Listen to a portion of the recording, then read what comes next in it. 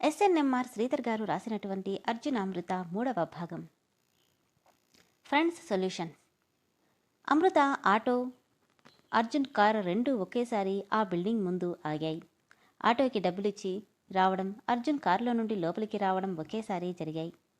Security door open చేయగానే లోపలికెళ్తూ అమృత వైపు ఆటిట్యూడ్తో చూపు చూసి లిఫ్ట్లోకి వెళ్ళిపోయాడు అర్జున్. వీళ్ళిద్దరూ ఎప్పుడూ కలవరా అనుకుంటూ తన వెనకే వెళ్ళాడు ఆనంద్ కూడా. రిసెప్షనిస్ట్ సీట్లో కూర్చొని తన వర్క్ స్టార్ట్ చేసింది అమృత. అంతలో బ్లాక్ కలర్ కార్ ఒకటి బిల్డింగ్ ముందు ఆగింది. అందులో నుండి ఫుల్ సూట్లో చేతిలో ల్యాప్టాప్ పట్టుకుని స్టైల్గా నడుచుకుంటూ వచ్చింది నేహ. అమృత లేచి నిలబడి గుడ్ మార్నింగ్ మేడం అంటూ విష్ చేయగానే స్పెట్స్ పెట్టుకోవడం వల్ల తన ఎక్స్ప్రెషన్స్ తెలియట్లేదు, కానీ అమృత వైపే తీక్షణంగా చూస్తుంది నేహ. కోపంగా తన దగ్గరికి వచ్చి స్పెట్స్ తీసి, నీకెన్నిసార్లు చెప్పాను నాకు ఇలా రెస్పెక్ట్ ఇవ్వాల్సిన అవసరం లేదని? నువ్వు అర్జున్ భార్యవి. లేదు మేడం, మేము ఆల్రెడీ డైవర్స్ తీసుకున్నాం. నేను ఆయన భార్యని కాదు. పైగా మీరు ఈ కంపెనీకి మార్కెటింగ్ డైరెక్టర్. నేను ఇక్కడ ఆఫ్టర్ ఆల్ రిసెప్షనిస్ట్ని. మీకు రెస్పెక్ట్ ఇవ్వకపోతే నా ఉద్యోగం ఊడిపోతుంది. బాధగా నిట్టూర్చి అక్కడి నుండి వెళ్ళిపోయింది Neha. Good morning Arjun. Very good morning Neha అంటూనే వర్క్ చేసుకుంటున్నాడు అర్జున్. ఏంట్రా, ఏం చేశావు? తనని పెళ్లిపీటల మీద పెళ్ళొద్దని చెప్పింది. నీకు చాలాసార్లు చెప్పాను, నా పర్సనల్ విషయాల్లో పరాయి వాళ్ళ జోక్యం నాకు నచ్చదని. కోపంగా, నేను పరాయిదాన్నా? ఎస్, నా వరకు నువ్వు నా బెస్ట్ ఫ్రెండ్వి. జస్ట్ అంతే. ఇది బిజినెస్లోనూ మరేదేంట్లోనైనా పనిచేస్తుంది. నా పర్సనల్ విషయాల్లో, ఇంక్లూడింగ్ అమృత విషయంలో ఎవరు మాట్లాడినా వాళ్ళు నాకు పరాయి వాళ్ళే. గుర్తుపెట్టుకో. మనసులో నీకు యాటిట్యూడ్ బాగా ఎక్కువరా అనుకుంటూ తినేసేలా చూస్తుంటే, తిట్టుకుంది చాలు, వెళ్ళి వర్క్ స్టార్ట్ చేయి అని గదమడంతో దొంగమొహముడు మనసులో ఏముందో కూడా చెప్పేస్తాడు అని తిట్టుకుంటూ వెళ్ళింది నేహ. తన వైపు ఒకసారి సీరియస్ లుక్ ఇచ్చి పిఏకి ఫోన్ చేసి ఆనంద్ని నా క్యాబిన్కి రమ్మని చెప్పు అన్నాడు. ఓకే సార్ అనడంతో 2 నిమిషాలకి మే కమింగ్ సార్ అంటూ వచ్చాడు ఆనంద్. ఏంటి కొత్తగా సార్ అని బిరుదిచ్చి పిలుస్తున్నావు? మీ దగ్గర పనిచేసే వాళ్ళం కదా సార్, ఇలా కాక ఇంకెలా పిలవాలి? ఆనంద్, నా పేషెంట్స్ని టెస్ట్ చేయకు. నువ్వు కూడా ఈ కంపెనీలో వన్ ఆఫ్ డైరెక్టర్వి, అన్న చెల్లెలికి భర్తవి. సారీ సార్, నేను దాన్ని యాక్సెప్ట్ చేయట్లేదు. నేను ఇక్కడ ఒక ఎంప్లాయీగానే ఉండాలనుకుంటున్నాను. ఇక మన బంధుత్వం ఇంటి దగ్గరే వదిలేస్తే బెటర్. ఇంకో హాఫ్ అన్ అవర్లో మీటింగ్ ఉంది అని చెప్పి వెళ్ళిపోయాడు. వీడు మరీ ఎక్కువ చేస్తున్నాడు అనుకుని డెమో ఇవ్వాల్సిన ఫైల్ మొత్తం ఒకసారి చెక్ చేసుకుంటూ ఏమరపాటుగా పక్కకి చూడగానే సీసీ కెమెరాలో రిసెప్షన్ దగ్గర ప్రవీణ్తో మాట్లాడుతూ కనిపించింది అమృత.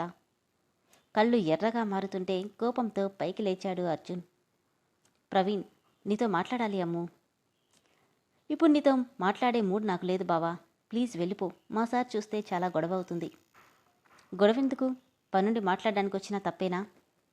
సరే, త్వరగా విషయం ఏంటో చెప్పు. లాస్ట్ మినిట్లో పెళ్ళి వద్దని ఎందుకు చెప్పావు?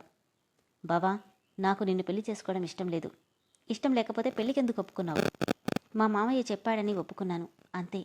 ఓ, మరెవరు చెప్పారని అర్జున్తో తాళి కట్టించుకున్నావు అనగానే సైలెన్స్గా అయిపోయింది. అయినా ఆయన మీద అంత గౌరవం ఉన్నదానివి ఆయన నమ్మకాన్ని ఎందుకు నిలబెట్టలేకపోయావు? నీకెలా చెప్పను బావా? ఆ అర్జున్ నోరు తెరిచి చెప్పలేని పరిస్థితి తీసుకొచ్చాడు అనుకుంటూ బాధగా, అది కాదు బావా, నేను అంటూ ఏదో చెప్తుండగానే ఏం జరుగుతుంది ఇక్కడ అంటూ కళ్ళలో రౌద్రాన్ని నింపుకొని చూస్తున్నాడు అర్జున్. పైకి లేస్తూ, సార్ అది ఏం జరుగుతుంది? సార్ అది తెలిసిన వాళ్ళు వస్తేనూ మాట్లాడుతున్నాను. మాట్లాడడానికి ఇది నీ ఇల్లు అనుకున్నావా? లేదు సార్, నేను. షడప్ అని గట్టిగా అరవగానే ఆ అరుపుకి అక్కడ పనిచేసే వాళ్ళంతా అక్కడికి వచ్చారు.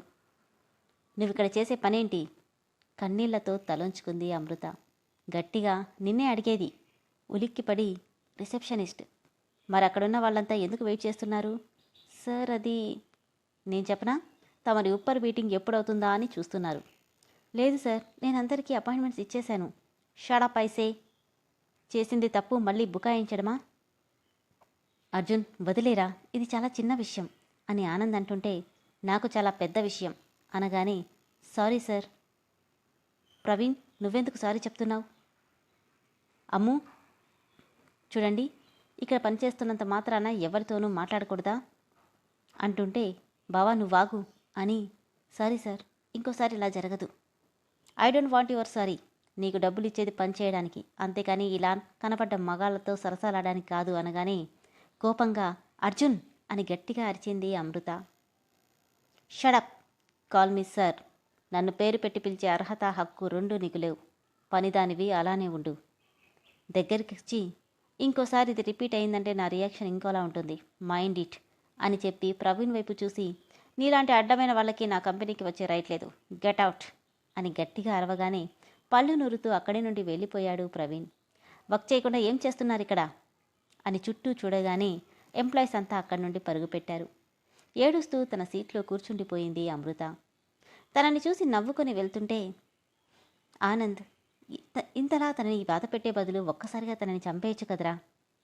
నవ్వి చెప్పాను కదా, దాన్నేం చేసినా నేనే చేయాలి అని రెక్లెస్గా అక్కడి నుండి వెళ్ళిపోయాడు. ఆనంద్ అమ్ము దగ్గరికి వచ్చి, ఎందుకమ్మా నిన్న ఆ పెళ్లి చేసుకొనుంటే ఈ బాధలన్నీ తప్పేవి కదా నీకు అంటుంటే విరక్తిగా నవ్వి ఊరుకుంది అమృత. ఇంటికి రాగానే ఎదురొచ్చింది స్వర్ణ. ఎలా ఉన్నావు స్వర్ణ? మెళ్ళో ఉన్న 7 వారాల నగలు కదులుతుంటే, నాకేంటి చాలా బాగున్నాను. పాపం నీ పెళ్ళి చెడిపోయిందంటగా అంది.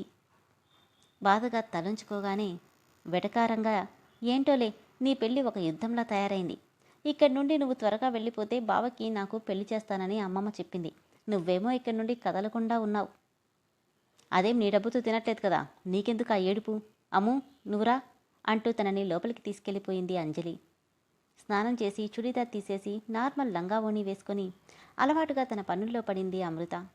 అమ్ము నువ్వెళ్ళు, వంట నేను చేస్తాలే. వద్దులే అత్తయ్య, నేను చేస్తాను, నువ్వెళ్ళు. అంజలి కల్పించుకుంటూ, జయత్తయ్య వాళ్ళు కూడా వచ్చారు, మేం చేస్తానులే అమ్ము, నువ్వెళ్ళు. బాధగా వాళ్ళ వైపు చూస్తూ, వాళ్ళొస్తే నేను వంట చేయొద్దా అత్తయ్య? నేనంత అంటరాని దాన్నా అని కన్నీళ్లతో అడుగుతుంటే, అయ్యో అలా కాదే, పని ఎక్కువ ఉంటుందని అందుకని వద్దన్నాను. ఇదేమైనా నాకు కొత్త అత్తయ్య? నాకు ఊహ తెలిసినప్పటి నుండి చేస్తుందేగా. అలా అనలేదమ్ము, ఎందుకు శ్రమ పడతావని చెప్తున్నామంతే. నాకేం శ్రమ లేదు, మీరెళ్ళండి, నేను చేస్తాను. సరే నీ ఇష్టం అంటూ ఇద్దరూ వెళ్ళిపోయారు. బయట నుండి వీళ్ళ మాటలు విన్న రఘురామయ్య ఏమీ చెయ్యలేక నిస్సహాయంగా చూస్తుండిపోయాడు. నైటికి అందరూ భోజనాలకి కూర్చోగానే అలవాటుగా అందరికీ తనే వడ్డించింది అమృత. నువ్వు కూర్చో బంగారం, నేను తర్వాత తింటాలే మావయ్య, మీరు కానివ్వండి. అమ్మా, పని మనుషులెవ్వరూ కూడా కూర్చుని తినరు, మీ ఆయనకి ఈ విషయం కూడా తెలీదా అన్నాడు అర్జున్ కోపంగా. అర్జున్ అనగానే, ఎందుకలా అరుస్తావు, వాడు చెప్పింది నిజమేగా అని యశోదమ్మ అంది. అమ్మా నువ్వు నోరు మూసుకో, వాడికి దాని లేనిపోనివన్నీ చెప్పి వాడిని ఇలా తయారు చేశావు. అవునవును, ఎవరో చెప్తే వినేసే చిన్నపిల్లని కదా నేను అని వెటకారంగా అంటుంటే, నోరు ముయ్యరా, ఎలా పుట్టావురా నా కడుపున, నీలాంటి వాణ్ణి ఎందుకు కన్నానా అనిపిస్తుంది అంటూ ఆవేశపడుతుంటే, మావయ్య వదిలేయి, నేనేం బాధపడట్లేదు, నువ్వు భోంచేయి. అది కాదమ్మా, వాడు నిన్ను. వదిలే మావయ్య, తను ఇలా మాట్లాడడం కొత్తేమీ కాదుగా, నువ్వు ముందు భోంచేయి అనడంతో సైలెంట్ అయిపోయాడు. రాజారావు కలగజేసుకుంటూ, చూశావాళ్ళుడు, మీ నాన్నకి నీకంటే కోడలంటేనే ఎక్కువ ఇష్టం. కోపంగా, రాజారావు మాట అనేటప్పుడు నోరు అదుపులో పెట్టుకో. ఆయన అన్న దాంట్లో తప్పేముందన్నయ్యా, సొంత మేనకోడల్ని పక్కన పెట్టేసి దీన్ని నెక్కించుకున్నారు, మా బాధ మాకుంటుంది అంది జయ. అది నాకు కోడలు మాత్రమే కాదు, మా బంధం మీకు చెప్పినా అర్థం కాదులే. తింటున్న ప్లేట్ని విసిరి కొట్టి వెళ్ళిపోయాడు అర్జున్ ఆ మాటకి. అర్జున్ భోంచేసి వెళ్ళు అని జానకి పిలుస్తున్నా, అక్కర్లేదు, ఈ ఇంట్లో నాకంటే ముఖ్యమైన వాళ్ళున్నారుగా, కానివ్వండి. కన్నీళ్లతో, ఏంటిది మావయ్య? పర్లేదమ్మా, పోతే పోయాడులే, నష్టమేం లేదు అంటూ భోంచేస్తుంటే, నువ్వుండగా ఈ ఇంట్లో మనశ్శాంతిగా భోంచేయడం కూడానా అనుకుంటూ తినేసి వెళ్ళిపోయారు యశోదమ్మ వాళ్ళు. మిగిలిన వాళ్ళంతా ప్రేక్షకుల్లా ఏమీ మాట్లాడకుండా ఉండిపోయారు. ఒక ప్లేట్లో రైస్, కర్రీస్ అన్నీ సర్వ్ చేసుకుని అర్జున్ దగ్గరికి వెళ్ళింది అమ్ము. డోర్ మీద కొట్టగానే ల్యాప్టాప్లో వర్క్ చేసుకుంటున్న అర్జున్కి వచ్చిందెవరో అర్థమైనా డోర్ ఓపెన్ చేయలేదు. ఎంతకీ డోర్ తీయకపోవడంతో తనే డోర్ తీసుకుని లోపలికి వచ్చింది. రమ్మనకుండానే లోపలికి రావడం మేనస్ కాదు, పిలిచిన డోర్ తీయకపోవడం కూడా మేనస్ కాదు అని భోంచేయి అని ప్లేట్ అక్కడ పెట్టేసి వెళ్తుంటే, నా కాకలేస్తుందని నేను అడగలేదే, అడక్కపోయినా నువ్వు ఆకలికి ఉండలేవని తెచ్చాను, నా మీద కోపం అన్నం మీద చూపించకు. ఓ ముష్టేస్తున్నావా, నీ ఇంట్లో నీకు అవసరం లేదనుకుంటా అని చెప్పి వెళ్ళిపోతుంటే, ఆగు అని కంగుమని పిలిచాడు. వెనక్కి తిరగగానే ల్యాప్టాప్ పక్కన పెట్టి కోపంగా తన దగ్గరికి వచ్చి, ఏం కలిపావు ఇందులో? ఏంటి? అదే, నా మీద కోపంతో ఇందులో ఏమైనా కలిపావేమోనని. ఆ మాటకి కన్నీళ్లతో, అంటే నిన్ను చంపాలనుకుంటున్నానా? హాబియస్గా, ఎందుకంటే నీకు నేనంటే నచ్చదు కదా.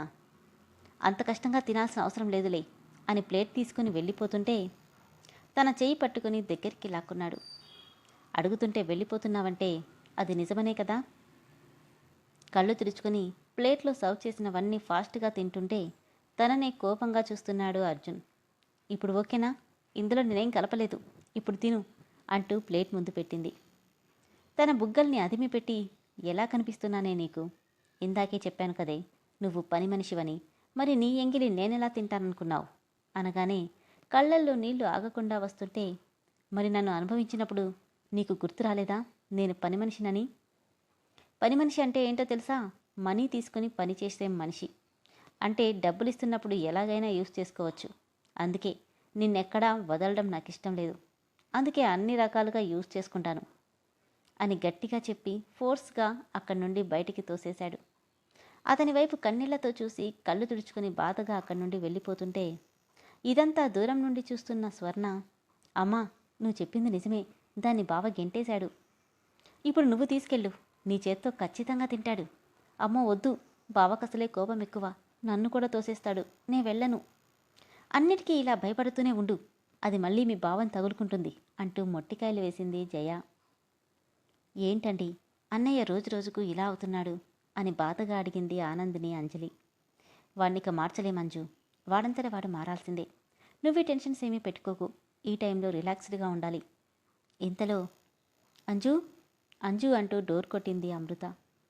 డోర్ తీసి, ఏంటమ్ము, ఇదిగో పాలు తాగు, ఈరోజు సరిగ్గా భోజనం కూడా చేయలేదు కదా నువ్వు. వాడన్ని మాటలన్నా ఈ పనులు మాత్రం మానుకోవా అమృత అని ఆనందంటే, అలవాటైపోయిందన్నయ్యా, చిన్నప్పటి నుండి చూస్తున్నానుగా అని పాలు చేతికిచ్చి వెళ్ళిపోయింది. అత్తయ్య, మావయ్య అంటూ లోపలికొచ్చి, ఏంటి మీరిద్దరూ పాలు తాగకుండా వచ్చేశారు, తీసుకోండి. 10 అవుతుంటే నిద్రపోకుండా ఈ పనులేంటే? మీ పనులు నేను కాక ఇంకెవరు చూస్తారత్తయ్య. మావయ్య మీరు ముందు మందులేసుకోండి అంటూ షీట్స్ ఓపెన్ చేసి ఇస్తుంటే, వాళ్ళ మాటలకి బాధ అయ్యట్లేదా అమ్ము? నవ్వి, ఎందుకు మావయ్య బాధ, నువ్వో అత్తయ్యో ఏదైనా మాట అంటే బాధపడేదాన్ని. ఇదిగో టాబ్లెట్స్ వేసుకో అంటూ బలవంతంగా వేయించి, మన ఊరు వెళ్ళిపోదామా?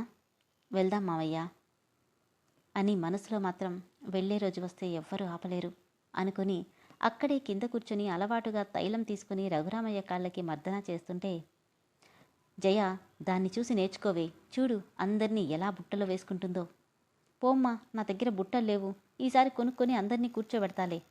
అయ్యో కర్మ, నువ్వు మారవు, పద అంటూ లాక్కెళ్ళింది జయ. మావయ్య కొన్ని రోజులు ఇలా చేశానంటే నీ మోకాళ్ళ నొప్పులు ఇట్టే మాయమైపోతాయి తెలుసా అంటూ మాటలు చెప్తూ పనిచేస్తుంటే, ఇదంతా దూరం నుండి చూస్తున్న అర్జున్, ఇలా అందరినీ నీ మాయలో పడేసే కదే నా వాళ్ళందరినీ నన్ను శత్రువుని చేశావు అని పళ్ళు నూరుతున్నాడు.